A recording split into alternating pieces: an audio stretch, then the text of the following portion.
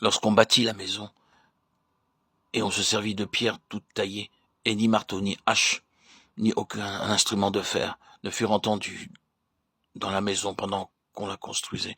1 Roi 6-7. C'était un bâtiment d'un genre unique. Je ne pense pas qu'on puisse trouver dans le monde entier un édifice qui ressemble à celui-là.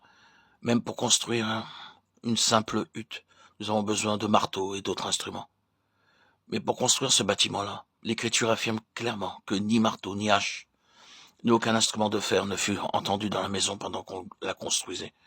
C'était un très grand édifice, pour la construction duquel on utilisa de grandes pierres, des pierres de taille, des pierres de grande valeur.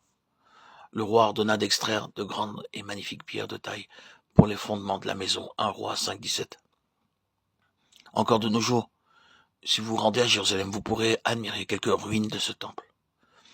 Vous serez à même de vous rendre compte de la taille imposante de ces pierres qui furent utilisées pour la construction de cet édifice. En les considérant, on se demande comment il est possible que des pierres aussi énormes aient pu être amenées à cette place. Pourtant, la parole de Dieu le dit, et nous le croyons. On n'entendit jamais, durant toute la construction, un seul bruit de marteau, de hache, ni d'autres outils en fer. En effet, toutes ces pierres avaient été préparées d'avance, avec beaucoup de précautions, de minutie et d'exactitude. Elles furent taillées selon le plan, le modèle parfait que Dieu avait donné par écrit à David.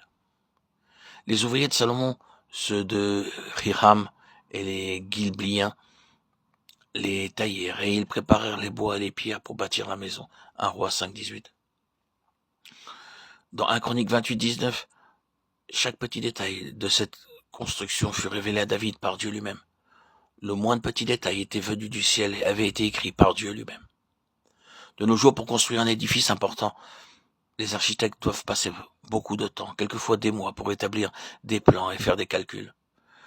Mais dans le cas qui nous occupe, Dieu n'utilisa jamais un seul architecte ou ingénieur pour élaborer les plans de ce temple. Dieu lui-même donna le plan détaillé et précis de cette construction, indiquant toutes ses dimensions, ses matériaux et tous ses détails.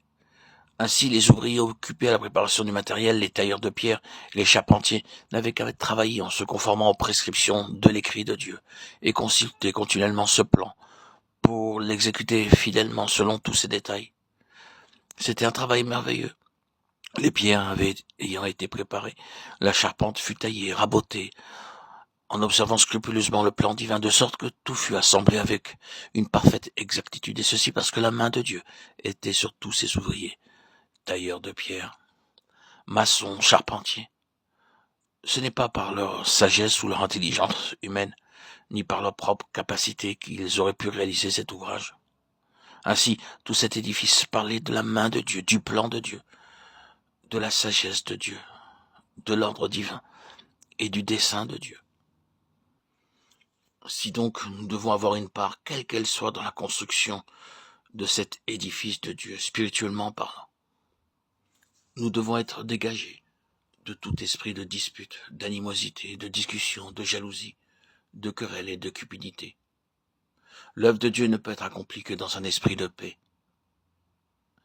d'unité, d'humilité. Seulement l'œuvre de Dieu pourra progresser dans la paix. Alors,